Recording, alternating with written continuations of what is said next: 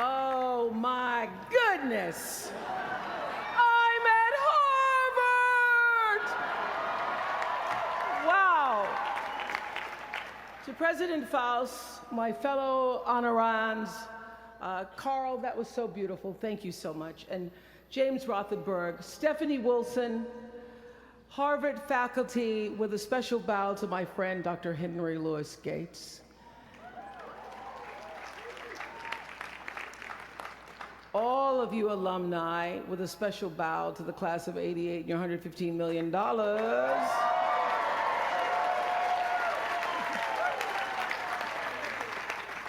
And to you, members of the Harvard class of 2013, hello.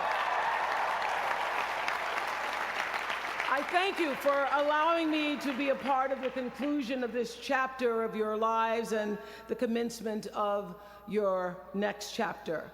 To say that I'm honored doesn't even begin to quantify the depth of gratitude that really accompanies an honorary doctorate from Harvard. Not too many little girls from rural Mississippi have made it all the way here to Cambridge, and I can tell you that I consider today, as I sat on the stage this morning, getting teary for you all and then teary for myself, I consider today a defining milestone in a very long and a blessed journey. My one hope today is that I can be a source of some inspiration. I'm going to address my remarks to anybody who's ever felt inferior or felt disadvantaged, felt screwed by life. This is a speech for the quad.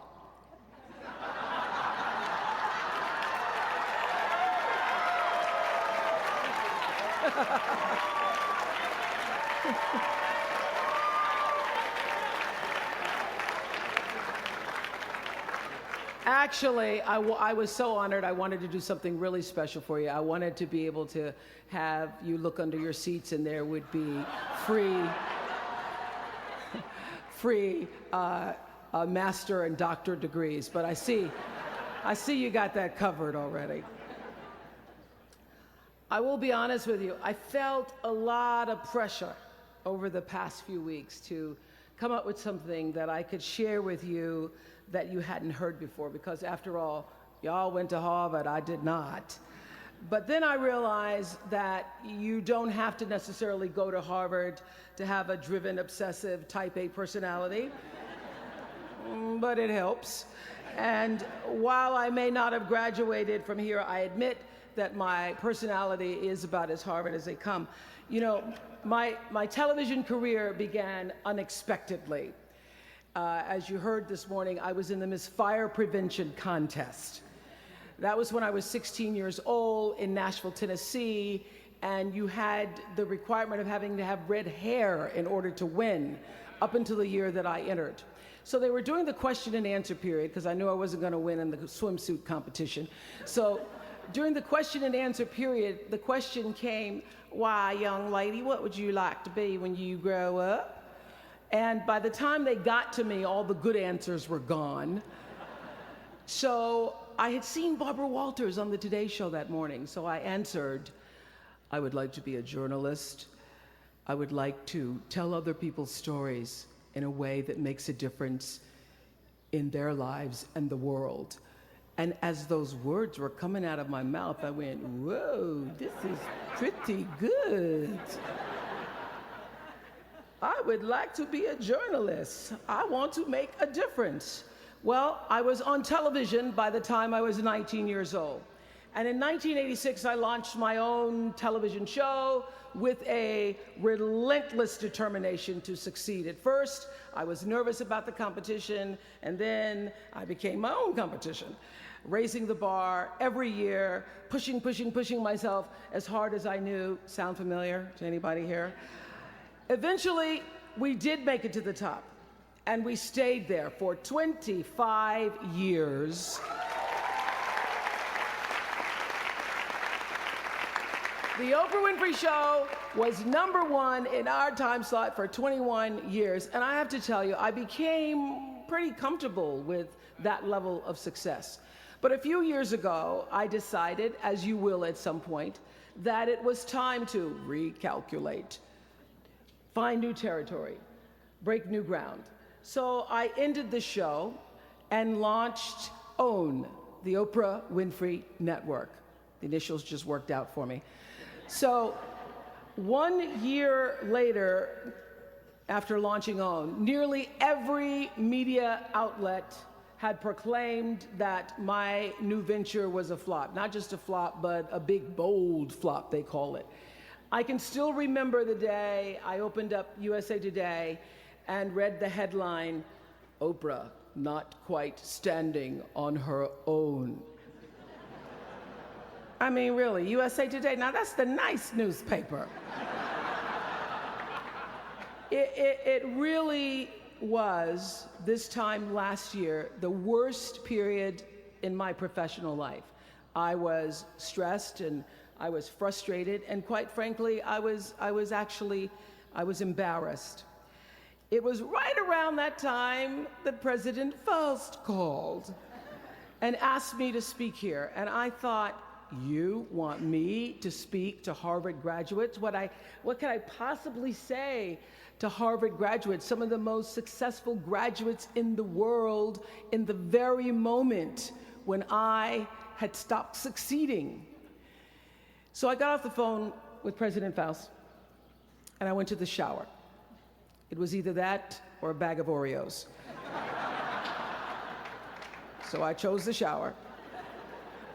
And I was in the shower a long time, and as I was in the shower, the words of an old hymn came to me. You may not know it. It's by and by, when the morning comes. And I started thinking about when the morning might come, because at the time I thought I was stuck in a hole.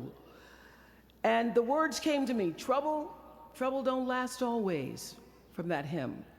This too shall pass. And I thought, as I got out of the shower, I am going to turn this thing around, and I will be better for it.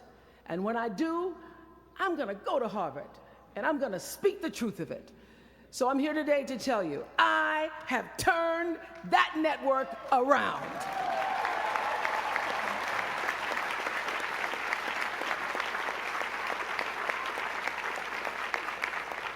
And it was all because I wanted to do it by the time I got to speak to you all. So thank you so much.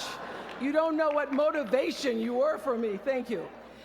I'm even prouder to share a fundamental truth that you might not have learned even as graduates of Harvard, unless you studied the ancient Greek hero with Professor Naj.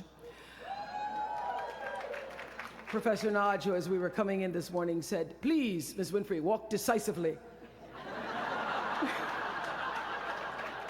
I shall walk decisively. This is what I want to share.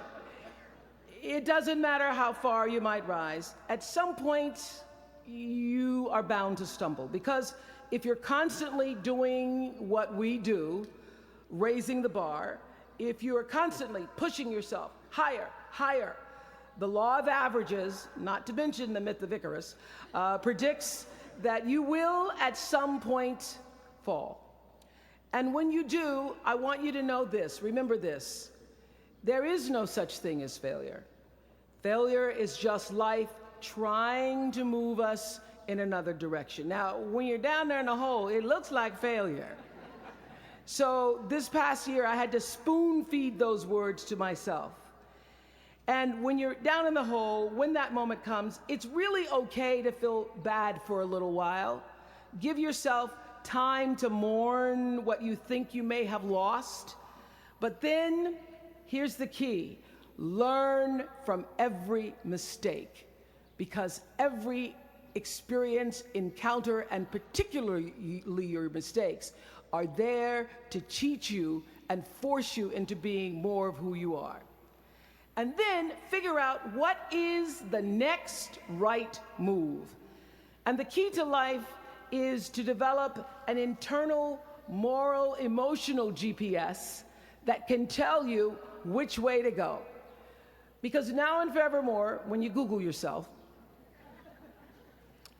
your search results will read Harvard 2013. And in a very competitive world, that really is a calling card, because I can tell you, as one who employs a lot of people, when I see Harvard, I sit up a little straighter and say, where is he or she? Bring them in. It's an impressive calling card that can lead to even more impressive bullets in the years ahead. Lawyer, senator, CEO, scientists, physicists, winners of Nobel and Pulitzer Prizes, or late night talk show host. But the challenge of life, I have found, is to build a resume that doesn't simply tell a story about what you want to be, but it's a story about who you want to be. It's a resume that doesn't just tell a story about what you want to accomplish, but why. A story that's not just a collection of titles and positions, but a story that's really about your purpose. Because when you inevitably stumble and find yourself stuck in a hole, that is the story that will get you out. What is your true calling? What is your dharma? What is your purpose? For me, that discovery came in 1994 when I interviewed a little girl who had decided to collect pocket change in order to help other people in need. She raised $1,000 all by herself, and I thought, well, if that little 9-year-old girl with a bucket and a big heart could do that, I wonder what I could do. So I asked for our viewers to take up their own change collection, and in 1 month, just from pennies and nickels and dimes, we raised more than $3 million that we used to send one student from every state in the United States to college. That was the beginning of the Angel Network. And so what I did was I simply asked our viewers, do what you can wherever you are, from wherever you sit in life. Give me your time or your talent, your money if you have it, and they did. Extend yourself in kindness to other human beings wherever you can. And together we built 55 schools in 12 different countries and restored nearly 300 homes that were devastated by Hurricanes Rita and Katrina. So the Angel Network, I've been on the air for a long time, but it was the Angel Network that actually focused my internal GPS. It helped me to decide that I wasn't just gonna be on TV every day, but that the goal of my shows, my interviews, my business, my philanthropy, all of it, whatever ventures I might pursue, would be to make clear that what unites us is ultimately far more redeeming and compelling than anything that separates me. Because what had become clear to me, and I want you to know, it isn't always clear in the beginning, because as I said, I'd been on television since I was 19 years old. But around 94, I got really clear. So don't expect the clarity to come all at once, to know your purpose right away. But what became clear to me was that I was here on earth to use television and not be used by it, to use television to illuminate the transcendent power of our better angels. So this Angel Network, it didn't just change the lives of those who were helped, but the lives of those who also did the helping. It reminded us that no matter who we are, or what we look like, or what we may believe, it is both possible and, more importantly, it becomes powerful to come together in common purpose and common effort. I saw something on the Bill Maher show recently that so reminded me of this point. It was an interview with David and Francine Wheeler. They lost their 7-year-old son, Ben, in the Sandy Hook tragedy. And even though gun safety legislation to strengthen background checks had just been voted down in Congress at the time that they were doing this interview, they talked about how they refused to be discouraged. Francine said this. She said, "Our hearts are broken, but our spirits are not. I'm going to tell them what it's like to find a conversation about change that is love, and I'm going to do that without fighting them." And then her husband David added this: "You simply cannot demonize or vilify someone who doesn't agree with you. Because the minute you do that, your discussion is over. And we cannot do that any longer. The problem is too enormous. There has to be some way that this darkness can be banished with light.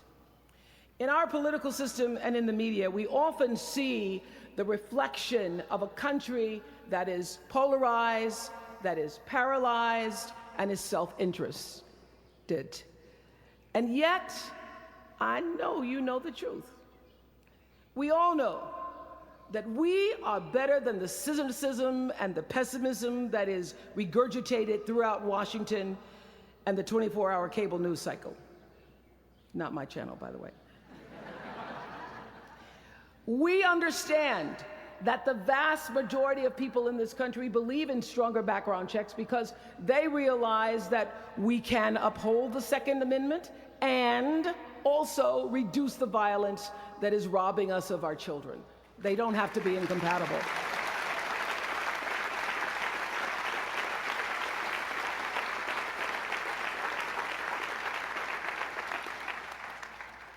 And we understand that most Americans believe in a clear path to citizenship for the 12 million undocumented immigrants who reside in this country, because it's possible to both enforce our laws and at the same time embrace the words on the Statue of Liberty that have welcomed generations of huddled masses to our shores. We can do both.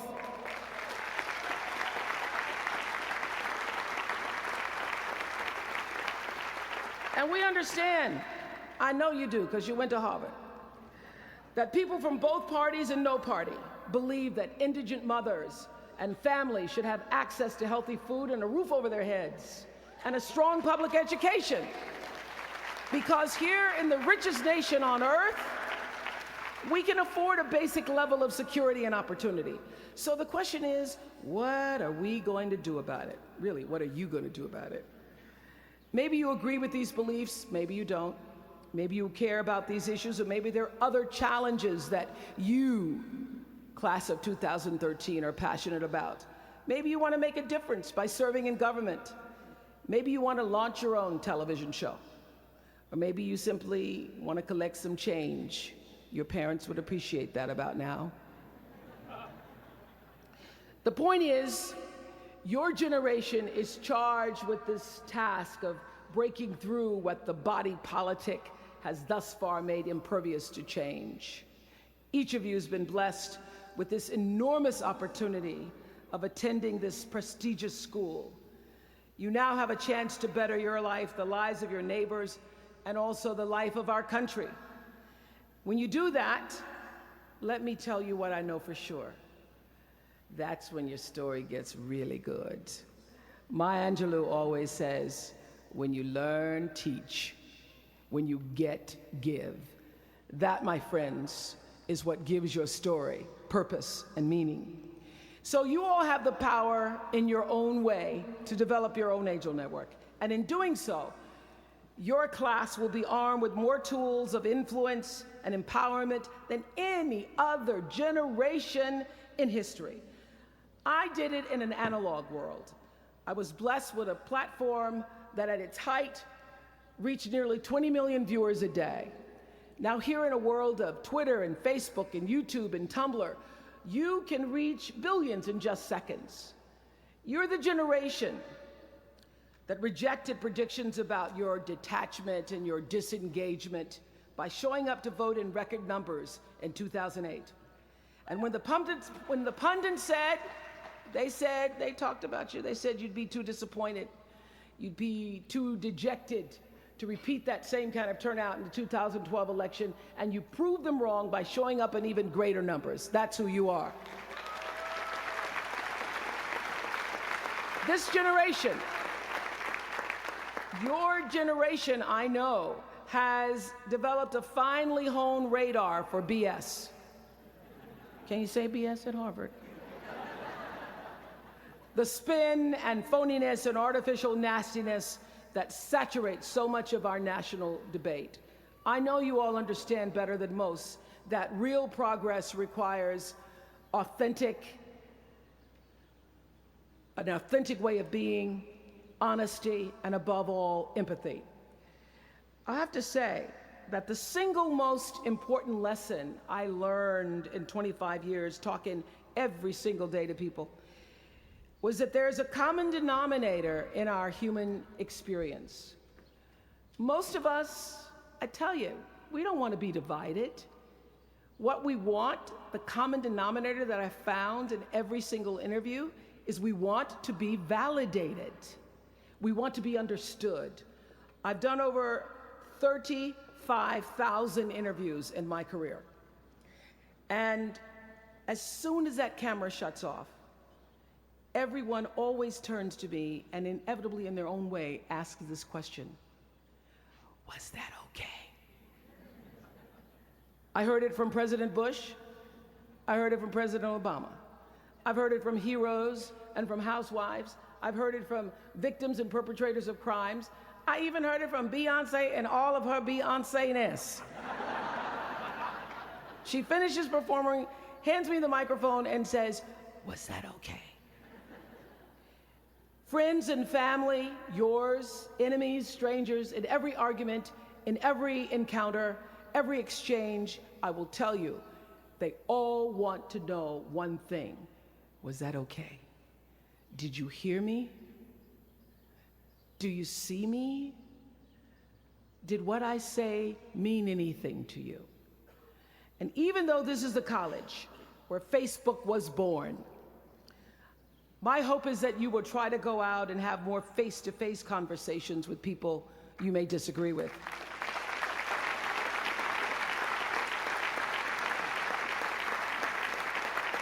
That you'll have the courage to look them in the eye and hear their point of view, and help make sure that the speed and distance and anonymity of our world doesn't cause us to lose our ability to stand in somebody else's shoes and recognize all that we share as a people. This is imperative for you as an individual and for our success as a nation. There has to be some way that this darkness can be banished with light, says the man whose little boy was massacred on just an ordinary Friday in December. So whether you call it soul or spirit or higher self, intelligence, there is, I know this, there's a light inside each of you, all of us, that illuminates your very human beingness if you let it. And as a young girl from rural Mississippi, I learned long ago that being myself was much easier than pretending to be Barbara Walters. Although when I first started, because I had Barbara in my head, I would try to sit like Barbara, talk like Barbara, move like Barbara. And then one night I was on the news, reading the news, and I called Canada, Canada.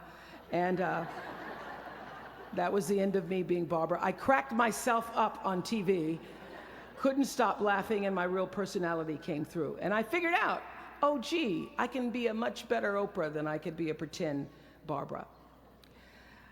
I know that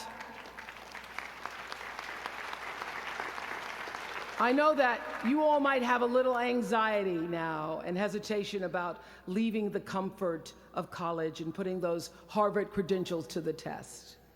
But no matter what challenges or setbacks or disappointments you may encounter along the way, you will find true success and happiness if you have only one goal. There really is only one, and that is this: to fulfill the highest, most truthful expression of yourself as a human being. You want to max out your humanity by using your energy to lift yourself up, your family, and the people around you. Theologian Howard Thurman said it best. He said, "Don't ask yourself what the world needs. Ask yourself what makes you come alive, and then go do that. Because what the world needs is people who have come alive." The world needs people like Michael Stolzenberg from Fort Lauderdale. When Michael was just 8 years old, Michael nearly died from a bacterial infection that cost him both of his hands and both of his feet. And in an instant, this vibrant little boy became a quadruple amputee, and his life was changed forever. But in losing who he once was, Michael discovered who he wanted to be. He refused to sit in that wheelchair all day and feel sorry for himself. So with prosthetics, he learned to walk and run and play again. He joined his middle school lacrosse team. And last month, when he learned that so many victims of the Boston Marathon bombing would become new amputees, Michael decided to banish that darkness with light. Michael and his brother Harris created MikeysRun.com to raise $1 million for other amputees by the time Harris runs the 2014 Boston Marathon. More than 1,000 miles away from here, these two young brothers are bringing people together to support this Boston community the way their community came together to support Michael. And when this 13-year-old man was asked about his fellow amputees, he said this: first, they will be sad. They're losing something they will never get back. And that's scary. I was scared. But they'll be okay. They just don't know that yet. We might not always know it. We might not always see it or hear it on the news or even feel it in our daily lives. But I have faith that no matter what, class of 2013, you will be okay. And you will make sure our country is okay. I have faith because of that 9-year-old girl who went out and collected the change. I have faith because of David and Francine Wheeler. I have faith because of Michael and Harris Stolzenberg. And I have faith because of you, the network of angels sitting here today. One of them, Khadijah Williams, who came to Harvard 4 years ago. Khadijah had attended 12 schools in 12 years, living out of garbage bags amongst pimps and prostitutes and drug dealers, homeless, going into department stores, Walmart in the morning to bathe herself so that she wouldn't smell in front of her classmates. And today she graduates as a member of the Harvard class of 2013.